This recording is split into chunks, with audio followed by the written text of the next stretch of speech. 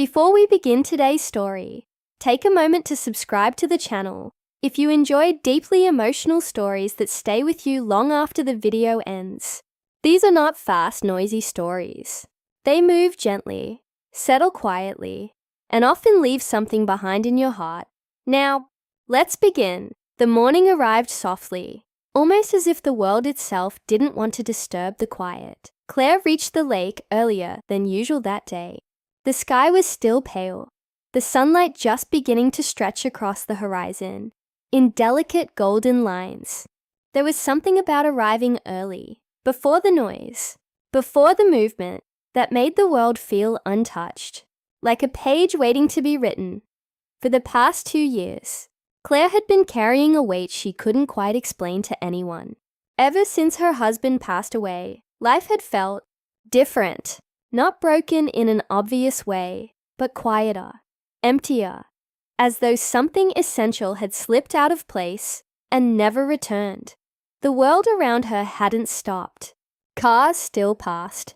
People still laughed. Days still turned into nights.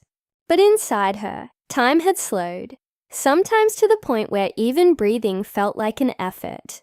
That's why she kept coming back to the lake. Here, things felt different, not perfect, but softer. She stepped onto the wooden dock, the faint creak beneath her feet, echoing gently across the still water. The lake stretched endlessly before her, smooth and reflective like a sheet of glass. It mirrored the sky so clearly that it almost felt as though the world had doubled, one above, one below. Claire placed her towel down carefully, smoothing it out with quiet intention, as if even small actions deserved care here. She sat, then slowly leaned back, letting the warmth of the early sun settle across her face. A soft breeze drifted through the air, carrying the scent of water, trees, and something faintly earthy, like nature itself, exhaling. For a long moment, she did nothing, and for the first time in a long while, that felt enough.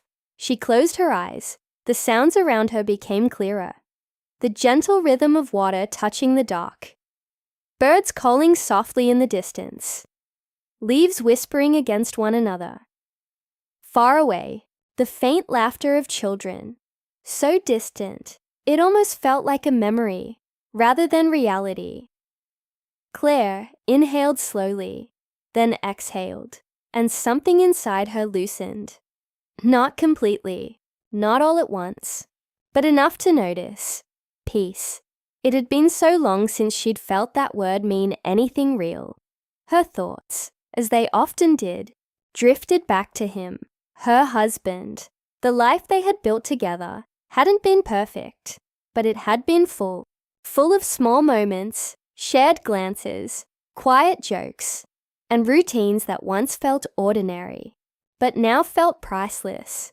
She remembered the way he used to sit beside her at this very lake, the way his hand would naturally find hers without thinking, the way he would smile, not loudly, not dramatically, but in a way that made everything feel steady. And Daniel, their son, had been so small back then, running along the shore without a care in the world, splashing water, chasing frogs, laughing in that unfiltered way only children can. Claire felt her chest tighten, slightly. The memory wasn't painful in the sharp way it once had been, but it still carried weight. Grief had changed over time. It didn't shout anymore. It whispered. She opened her eyes again, blinking gently against the sunlight. Stay here, she told herself quietly in her mind. Stay in this moment, not the past, not the what-ifs, just this. The warmth on her skin, the sound of the water, the quiet. That's when she heard it. Soft footsteps behind her, light, careful, familiar. She turned slightly, and there he was, Daniel, standing just a few feet away, holding 2 bottles of lemonade, one in each hand. For a moment, Claire simply looked at him, really looked. He had grown, not just taller, but stronger somehow, more grounded. The kind of presence that comes from carrying responsibilities quietly. But in his eyes, she still saw the little boy. "I thought you might want one," Daniel said, his voice calm, almost hesitant. Claire smiled. Not a forced smile. Not the kind people use to fill silence. A real one. "Thank you," she said softly. Their fingers brushed briefly as she took the bottle. It was a small moment, almost nothing, but it carried warmth. The kind that doesn't need explanation. Daniel sat beside her, leaving a gentle space between them. Not distant, just respectful. Together, they faced the lake. Neither of them spoke right away. And somehow, that felt right, because sometimes silence between two people who understand each other isn't empty. It's full. "I used to come here with Dad all the time," Daniel said eventually, his gaze fixed on the water. Claire nodded slowly. "I remember," she replied. "You'd leave before sunrise." Daniel smiled faintly. "And you always told us not to fall in." Claire let out a quiet laugh. "And you still managed to fall in anyway." Daniel chuckled. "I was trying to catch a frog." They both laughed, softly, and for a brief moment, it felt like nothing had changed. But of course, things had changed. They both knew that. Still, something about remembering together made the loss feel lighter, shared. As the conversation continued, it shifted, gently, naturally, into places they hadn't gone in a long time.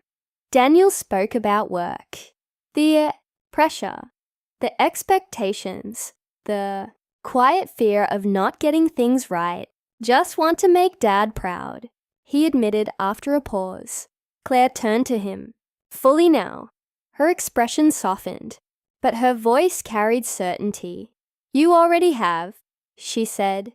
"More than you realize." Daniel didn't respond right away, but the way he looked down, the way his shoulders relaxed slightly, it meant something. After a moment, Claire spoke again, this time about herself. "There are nights when the house feels too quiet," she said gently. "Sometimes the memories help." She paused. "And sometimes they don't." Daniel nodded. "I know," he said. "I feel it too." And just like that, they weren't alone in their grief anymore. The sun climbed higher. The lake shimmered in golden reflections. Ducks drifted lazily across the surface. The world moved gently around them. But something had shifted. Something subtle, something important. "You know," Daniel said after a while, leaning back slightly. "I almost didn't come today." Claire looked at him. "Really?" He nodded. "I thought maybe you wanted to be alone." Claire glanced back at the water. "Sometimes I do," she admitted. Then she looked at him again.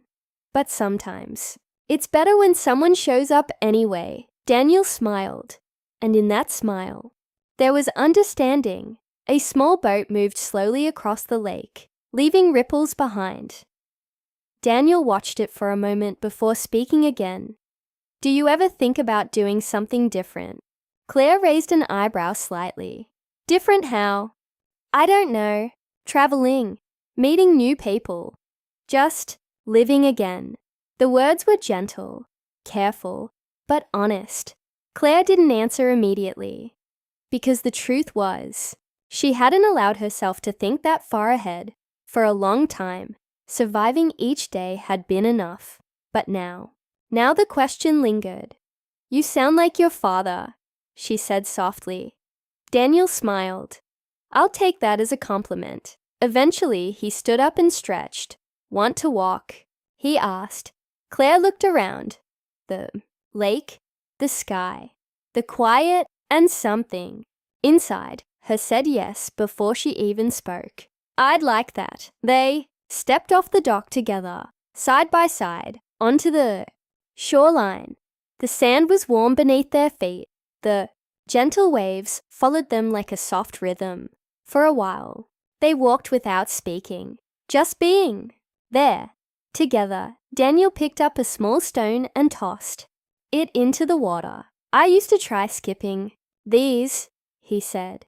Claire smiled. You were never very good at it.